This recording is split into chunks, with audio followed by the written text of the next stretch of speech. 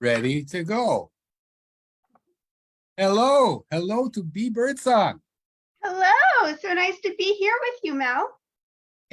Well, I am super honored. You are a hero of mine. Can I say hero, or like, what was it, gender or heroine or whatever? I think hero is gender neutral, but I don't think I quite deserve the title. No, you do, because I teach beginners, and I teach them 2 of your books. And I think you're terrific. I'm excited. So for everybody who doesn't know, my name is Mel Rosenberg. I am the host of the Children's Literature Channel of the New Books Network. And today's interview is with mega children's author, Bea Birdsong. Bea, welcome. Yay, thank you so much. What a great welcome. Well, you deserve it. Okay, so everybody now wants to know why you deserve it. So this is a good time to wave your book. You have several. So this is my first book. This was my debut. I Will Be Fierce, and it's illustrated by Nidhi Chanani.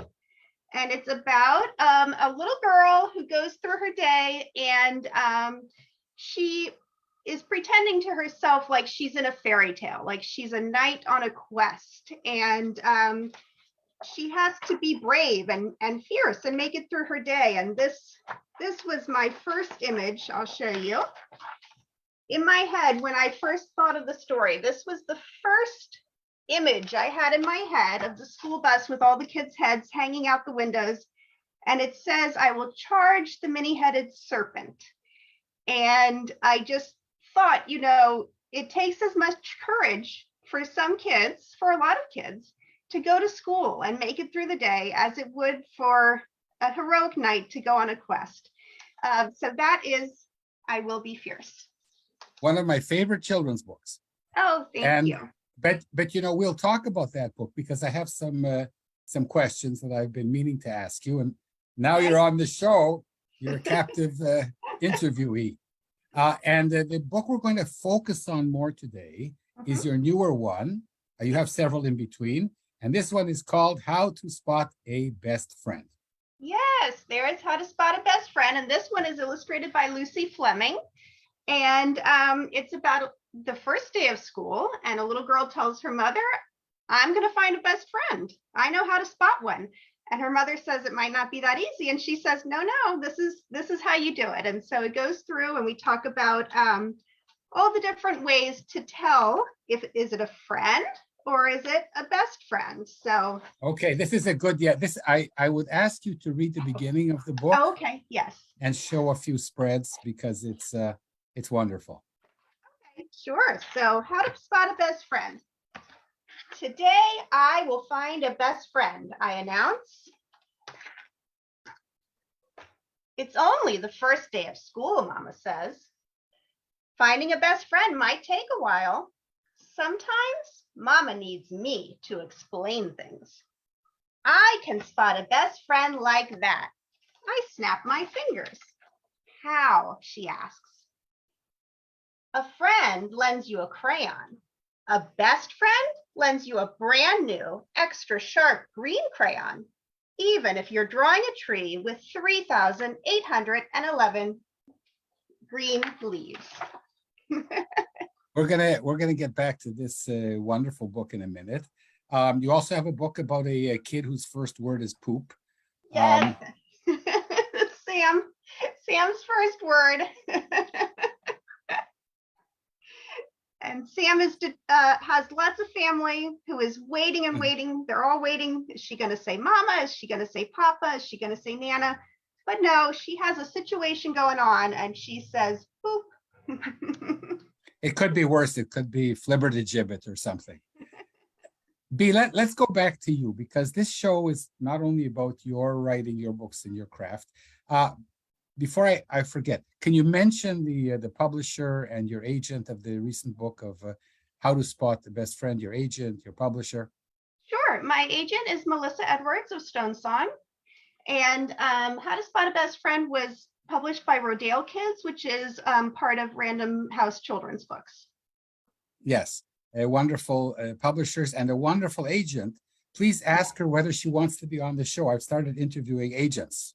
Oh, absolutely. I'll ask her because she does do interviews a lot. Great. Okay, it'll be great. And now is the less comfortable part where I'm going to ask you to talk about you. Tell us about you since the moment you were born, even before, if you choose to. Well, I was just the kid who loved to read. I've always loved books, and I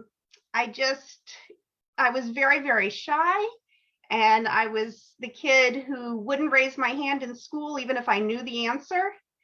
And I wouldn't volunteer to be line leader or to be in the class play or, any of that, even though maybe I wanted to be the line leader, but I wouldn't volunteer because I didn't want to draw attention to myself.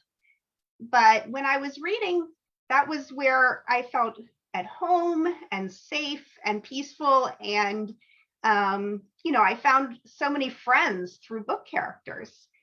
And so the books I write now are, a lot of them are for the kid that I was, the books that I would have loved to have. You've preempted my question, because I always challenge writers for 5-year-olds that they are essentially writing to their 5-year-old self, and you came out and said it without being asked even.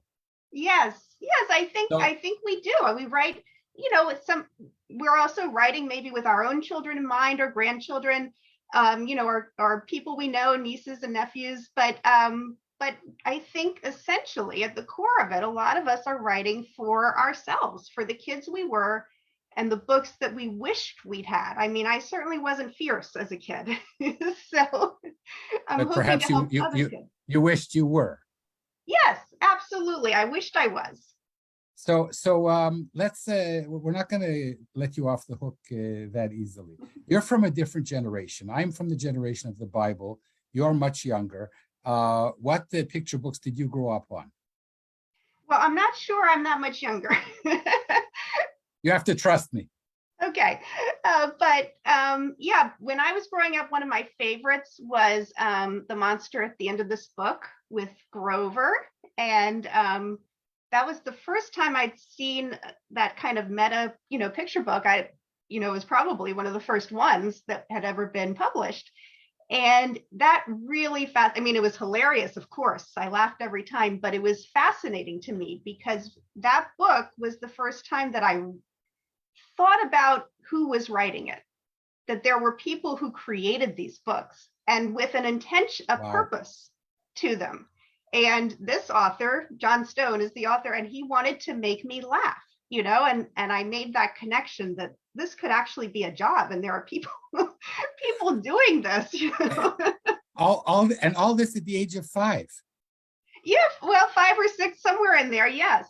And another book that I always loved, of course, is Where the Wild Things Are by Rory Sendak, and that one changed my perception too, but not until I was much older. When I was in college, I heard about that it was originally Where the Wild Horses Are, and Sendak couldn't draw horses, so he simply changed it to wild things instead of horses.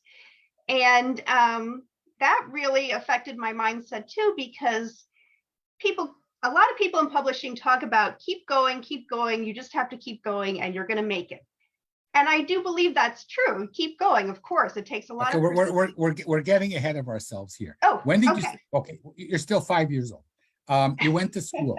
When did you start writing? When did you realize you had a gift for writing, craft? Not until much later. I mean, I think I thought about writing a lot as a kid, and I was writing a lot of stories in my head, but I never really wrote down stories until much, much later when I was in my 30s, and I had a child of my own, and I was writing little stories for him, and I didn't think about doing anything with them until even much later, and when I was in my 40s. So there's a long time there of growing up where I was a reader, but not truly a writer. Okay, you went to high school. Were you shy in high school? Yes, absolutely. And then you went to college? And then I went to college at the University of Miami. You went to university and you were also shy. And I was also shy, yes. Are you shy now? I am. I am really. One thing that helps me to not be shy is knowing that everyone else is shy too. That's something that I didn't know, as a kid. But most people are shy or insecure about something or nervous in a new situation. And so even though I do still feel shy, like if I was just a week ago at an SCBWI conference, and I already knew a lot of people there, which was great, but it's still hard for me to go up to new people and say, hi, I'm Bea Birdsong. How are you? It's nice to meet you. But it helps to know that maybe they're feeling that way too. Wonderful. So what did you study in university? I double majored in English literature and elementary education. Okay, and then you became a teacher. And then I became a teacher, yes. And I loved teaching. Who did you teach? I taught kindergarten. And of course, picture books were hugely important to my curriculum. And then I stopped teaching when I became a mom, and I was a stay-at-home mom for a while. And picture books, again, hugely important to my day, right, as a stay-at-home mom. And when I went back to work, instead of going back into the classroom, I became a writer for the education market. And I was writing textbooks and lesson plans. How did that happen? How did that happen? Well, I was kind of intentional about that I wanted a job. My son was about 11 or 12, and I wanted a job where I was working again, but I could still be very flexible for him. I could still attend every cross-country meet and, whatever else I needed to do for him. So I thought, what can I do with the degree that I have and the skills that I have that would still allow that? And being a teacher, while absolutely amazing and I love being in the classroom, is not the most flexible job in the world. So I started looking into what else I could do, and I sent in my resume for a couple of freelance jobs, and then very quickly I built up a client list because education writers are apparently very difficult to find, and there's a huge demand for them. So that was great. And I did that for 10 years. It's good to know that there's a demand for something. Yeah, yes. So all of you out there, including me, sign up to become an educational writer. Bea will help us. Will you help us, Bea? Sure, but I haven't been writing for the education market for a few years now, and which means that you won't be competing with us. So I won't be competing, but things might have shifted and changed a little bit. Okay, and so you started writing for the educational market, and then what happened? So writing for the educational market was hugely important as far as training me to be a picture book author, because a lot of times I was writing nonfiction or, about something, but they give you very specific parameters. You have 500 characters and spaces to write, to explain this idea to 8-year-olds or whatever it might be. And so, wow, that's really not, if you think 500 words is hard, 500 characters, 500 letters and punctuation marks and spaces. And so if I could do that, then I could certainly tell a story in 500 words or less. So doing that, I was writing for the education market for about 5 or 6 years before I ever wrote a picture book. And it really had trained me to think that way. How can I say what I want to say in the least amount of text, only what's needed, only what belongs on the page. And so that was really helpful to me. And then what happened? I'm just going to keep saying this. And then what happened? Yes, and then I was, and then I had an idea for a middle grade novel, for a fantasy, and and I was very excited about it, but also not at all thinking about it as a career. I was just like, oh, this would be fun to do, as a hobby. And so I started writing my middle grade novel, and I went to a couple of workshops about writing so that I could learn about that type of writing. And I met some very lovely writers in my area, and one of them invited me to join her critique group. So I did, and I was submitting my 10 pages or chapter or whatever of my middle grade novel. And then somewhere along the line, it was in 2016, I had an idea for a picture book. And that became my second published book, that first manuscript I wrote, Sam's First Word. And I wrote that story, and I took it to a critique group, and they thought it was really funny, and they were like, why aren't you writing picture books? And I was like, no, I'm a middle grade author. This is what I write. I'm just going to keep going and finish my novel. And they were like, okay. So then I wrote a couple more, and my third manuscript that I brought to the group that I wrote and brought was I Will Be Fierce. And my critique partners said, if you do not send this out, we are going to steal it and send it out for you, because this is ridiculous. You're a picture book author. And again, remember the shy and insecure child that I was, and I was still feeling that way inside. And it really took them pushing me hard, to send it out, or else I'd probably still be trying to finish my middle grade novel. I'd just be puttering along, doing it for fun. And they were like, you have to do this. You have to do this. So I did send it out. So who did you send it to? So my agent is Melissa Edwards, and she's actually the first person I sent. She was the query letter I sent.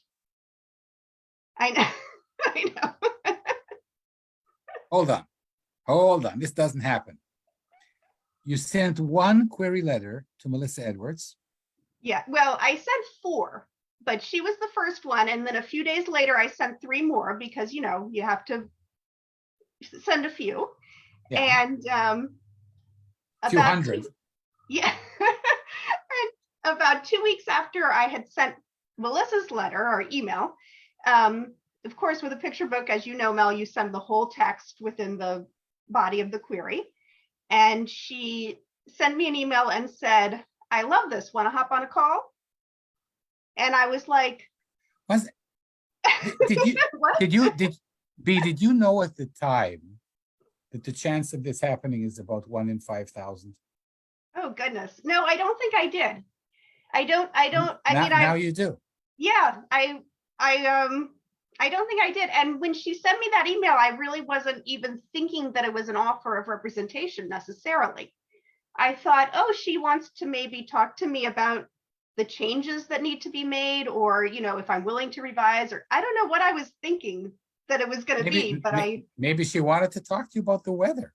Yeah, yes, I don't know what I thought, but we arranged the call, and I got on a call, and Melissa's obviously wonderful, and she was so excited about this manuscript, but she did say to me, I've never represented a picture book author.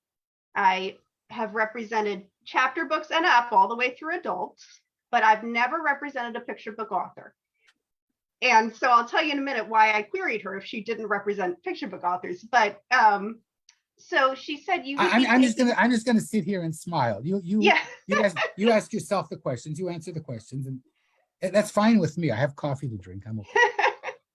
So I said to her, she's saying to me, you would be taking a big chance on me, so I would understand if you want to go with someone else. And I said, Melissa, I'm brand new too, to this. I have not been published. I would be brand new. Let's do it together. Let's journey together as brand new author and agent. Let's be fierce together. Yes. And so we signed to, of course I had to go back to the other 3 agents that I'd also sent to and say, hey, by the way, I have an offer, all of that. But eventually I signed with Melissa, and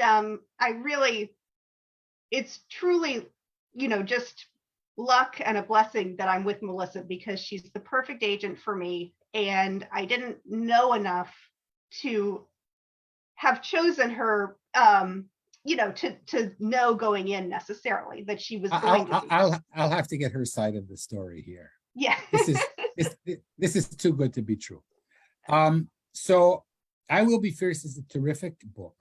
And what I wonder, first of all, I hope you're going to agree to send me your gold-plated query letter, so that I won't share it with anybody.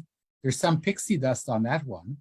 And also, one of the things I was wondering, you have the text, and this is one of the books that usually are done by author illustrators, because the text and the artwork, today I'm going to face the multi-headed Hydra, and it's a bus full of kids. And then today I'm going to face my demons, and it's actually a couple of dogs on a leash. It's wonderful. Did you have art notes for every line of the book? I did. I had an art note for every single line. And again, it's what you don't know, right? I had never heard that you don't have too many art notes. It's just like, I didn't know any better. There's a lesson here. But you see, the other thing is, okay, so, you could say, I was lucky. Of course, in retrospect, you weren't, because you won awards and your book has appeared all over the place. And as you know, I saw a copy of How to Spot Your Best Friend in a shop here in Tel Aviv. Oh, I'm so excited about that. In Hebrew.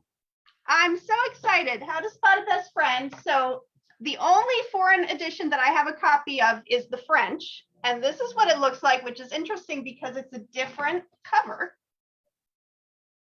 I can show you. So the English and the French. Does the Hebrew one have the original cover? Yes, I think so. It's also a different meaning.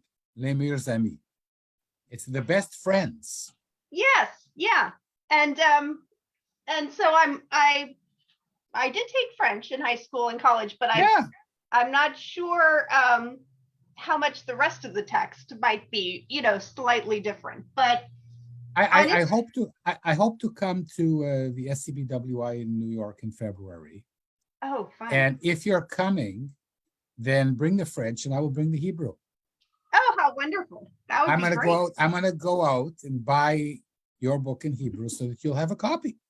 Oh, that's so nice. That's so nice. I'm hoping eventually to get copies, because we have an Estonian edition, and there's one being published in Slovakia. So I'm hoping to eventually get copies of all of them. I'm going to be in Estonia in a couple of years. So if nobody brings you a book, I'll bring you from Estonia also. Oh, thank you, Mel. I'm gonna go broke bringing you translated books.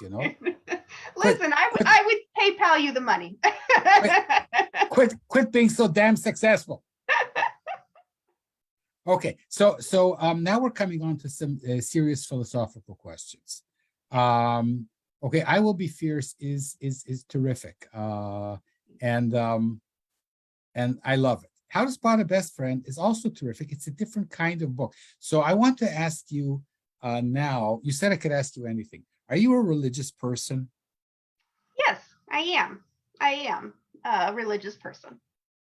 So I Will Be Fierce is less a religious book than How to Spot a Best Friend. Am I right? I guess I don't know. I hadn't necessarily thought about them in those terms. That's why you've got Mel. Let's think about them in those terms. Yeah. But what kind of a religious person are you? I'm Episcopalian. And I'm Jewish. That we don't know Episcopalian from Greek Orthodox. I have a very special relationship with God, and I do think actually that I Will Be Fierce could be read in a, if you're looking at it from a religious perspective, it could be read that way also, because God gives us courage, and we need him to help us through life. Yea, Um, though I walk through the valley of the shadow of death, I will fear no evil, for thou art with me. yes. Okay, but I didn't read that in I Will Be Fierce. I No, read and that you don't need as to. It could be no, read any way you but want. yeah, but how to spot a best friend? I will tell you, you're really holding humanity to a very high level here. You want to read a little bit more from the book so people will have an inkling? Oh, by the way, just run out and buy Bea's books for Pete's sake.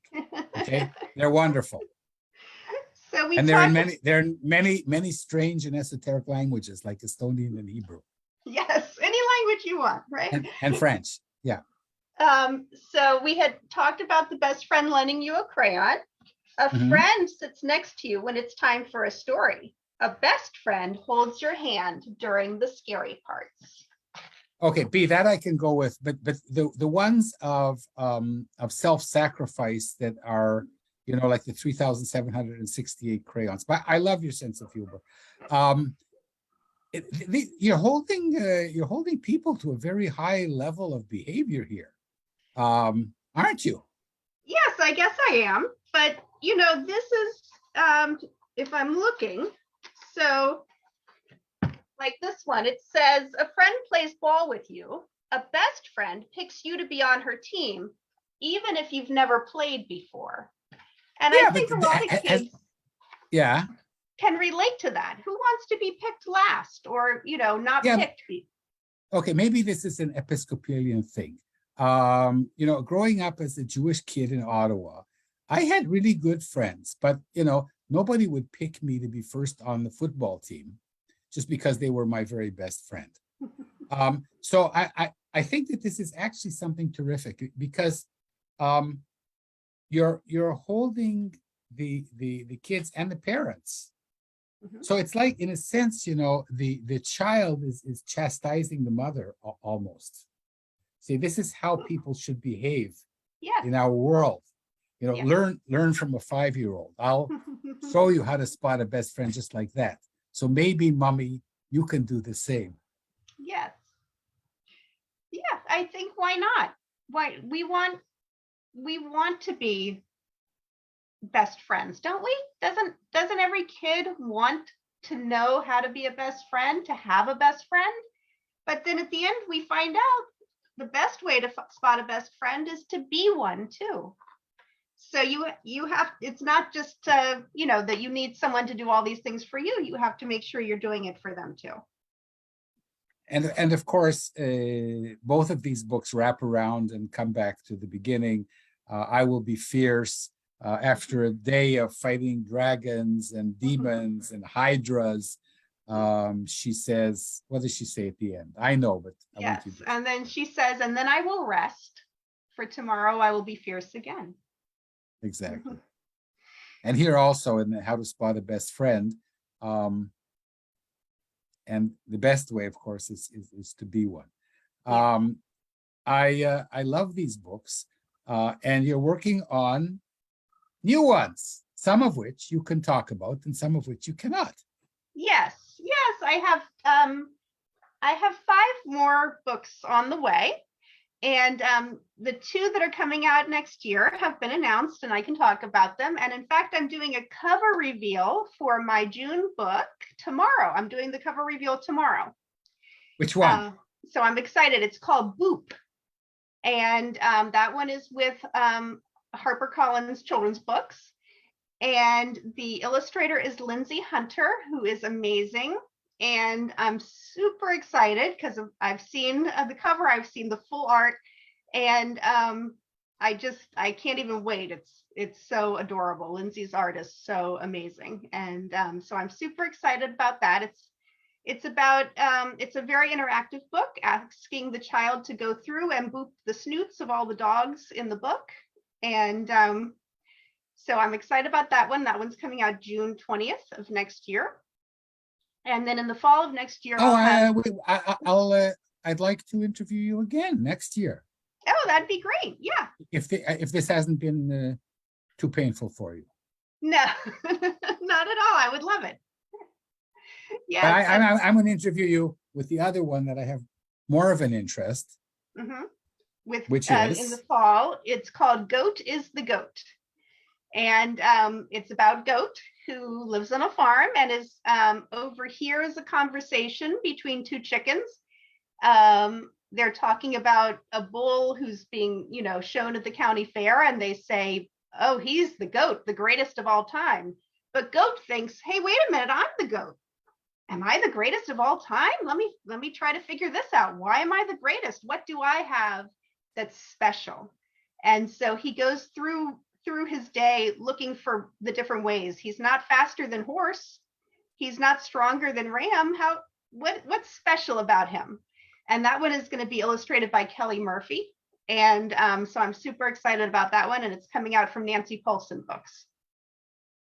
terrific. And I'm very happy for you, even though you ruined the manuscript that I was writing that was very similar. But I'm going to be very Christian and say it's a good thing. Maybe we'll be best friends. Yes, we should be best friends. No, we are. I can spot you from a distance. So Goat is a Goat. So when Goat is a Goat comes out, let's have another. Who knows? Perhaps I'll have sold my goat story, which I had to change altogether because of you. But that's a good thing. That's a good thing. So you're such a generous person. You've had such a stellar and short career. I woke up one morning. It was grown. I took a pen. I wrote a story. I sent it to somebody. She liked it. She found the part. Like this is like having a baby in 3 days. I don't know. And it's not just luck. Luck is always a factor, but basically, anybody looking at your writing can see that you are stellar. So what advice do you have for writers on the way, knowing that only one in 1,000, 5,000, 10,000 becomes a traditionally published author? So how do you take that? What do you say to people?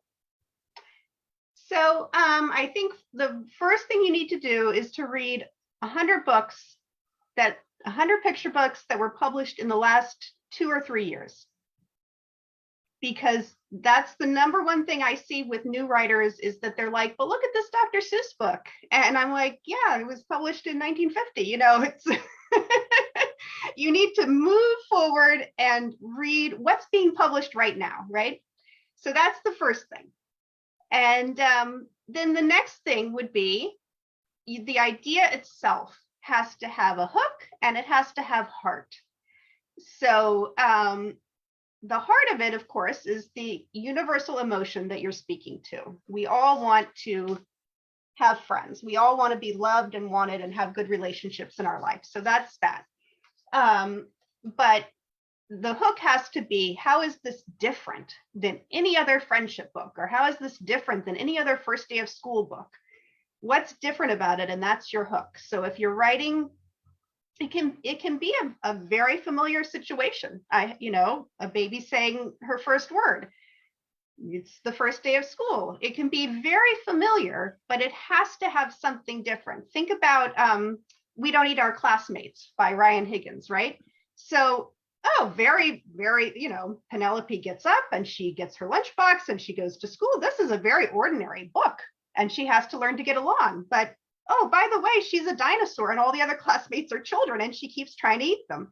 So that's the hook. That's the twist. Because children are delicious. Because children are delicious. That's right. I love that book. So, what is your twist that is going to give it a hook and make it stand out from, as you said, the 5,000 other manuscripts in the slush pile, and make an agent or an editor or an agent and then an editor say, "Yes, I have to have this book." Incredible. So, but let's say that I agree with you, and of course I do. Where do the ideas come from? There's so many books and courses, and my favorite children's books also have these twists. right? Where do the Yes. twists come from? Where do you get your twist? Where do you twist and shout, Bea?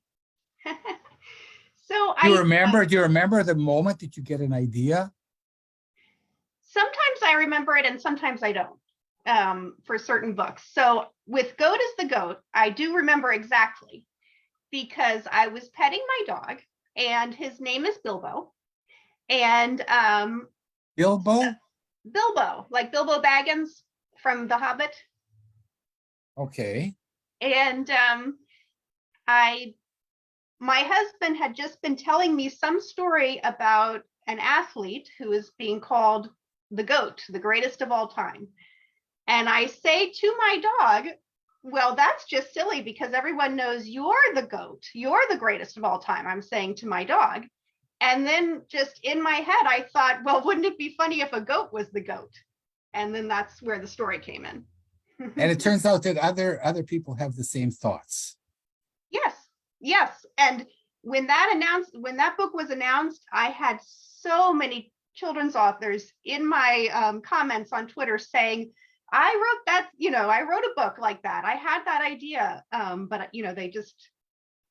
that happens. I see books announced all the time where I was like, oh, I had that idea and I just didn't write it yet, or I wrote it and I just hadn't sent it to my agent yet. And then, someone else did it first. So that happens a lot. It does happen. And any other comments for people who are in a rut? Because maybe you're not the right person to ask. But I have a book coming out in Israel next year, but I've been rejected in the States, I don't know, 150 times.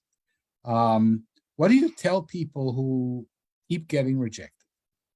Well, first of all, congratulations on your book that is coming out. I'm excited for you. Thank you. With rejections, I think, first of all, you have to know that, just look at Twitter for a few minutes and you'll see that everyone gets rejected. I get rejected, right?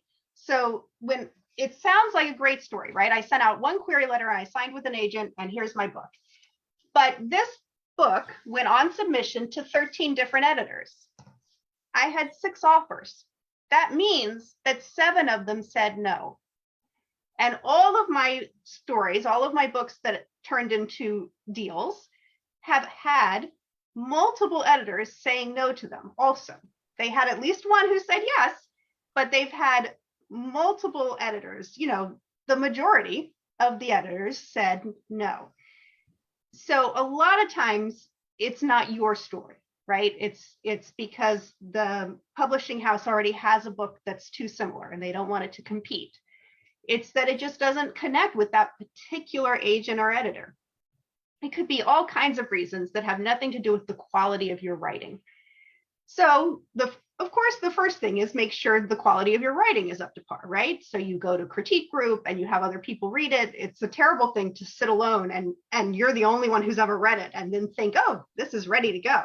You have to get feedback and be willing to listen, not always implement, but listen to other people's suggestions about your writing. So that's the first thing. Make sure it's the very best. A lot of people rush into querying, oh, this must be ready to go. I wrote it yesterday. Let's send it out. So take your time, make sure it's ready. I will be fierce. Yes. But then after you're sure, after your critique group says you have to send this out or we're going to steal it, right? Like mine did. Then just keep sending it out because there will be plenty of agents who love it, but they can't take it on for whatever reason. And you just have to connect with the right one. If you were to send a book that sounded like it was written by me to my agent, she would say no because she already has a Bea Birdsong. And she doesn't want another client who's going to go out to all the same editors and compete with me.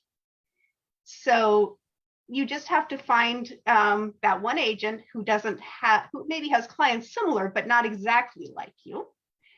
And take chances, which I'll go back to why I queried Melissa in the first place, even though she didn't represent picture book authors.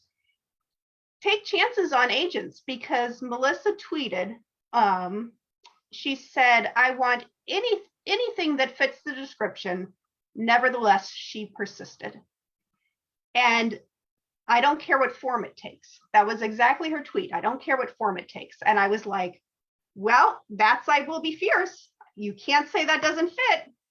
And then later that same day, she tweeted, I want something that brings me joy. And I thought, well, that's still my book. That's, nevertheless, she persisted, and it's joyful.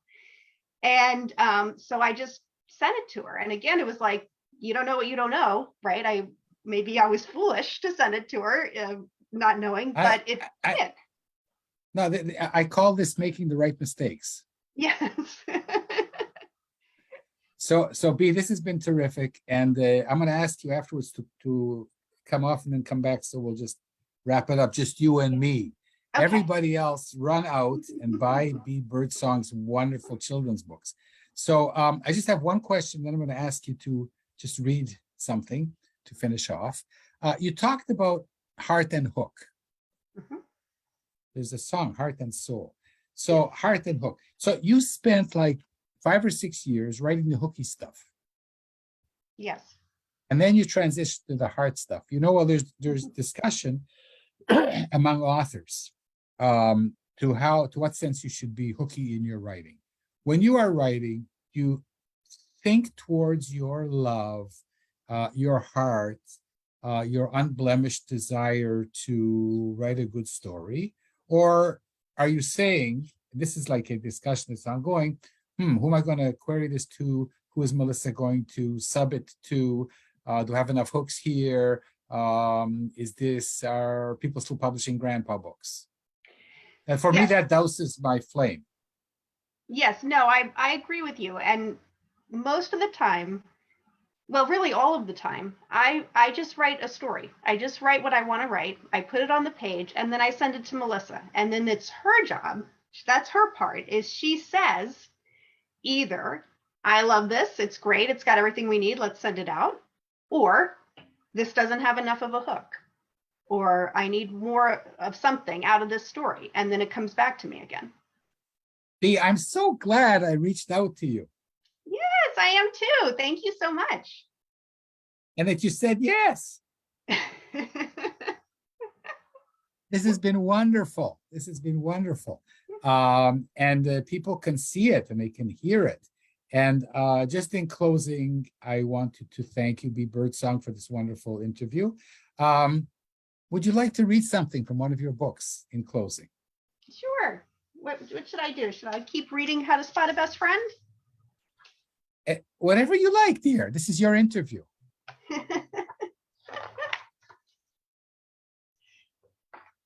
A friend helps you build a block tower. A best friend helps you build it twice, even if she suspects there will be a third time. A friend dazzles you with a magic trick. A best friend whispers ways to make your own magic. A friend invites you to join a game of zombie tag. A best friend lets you be the tagging zombie, even if it's his turn to lurch. A friend swings on the swings with you. A best friend gives you a push. I love that. A friend plays ball with you. A best friend picks you to be on her team, even if you've never played before. A friend asks you to join his parade. A best friend asks you to help lead it. A friend claps politely when you win the spelling bee. A best friend is happy you won, even if she really wanted to win too. A friend tells you your shoe is untied. A best friend teaches you how to tie it. A friend listens. A best friend understands, even when you don't say much.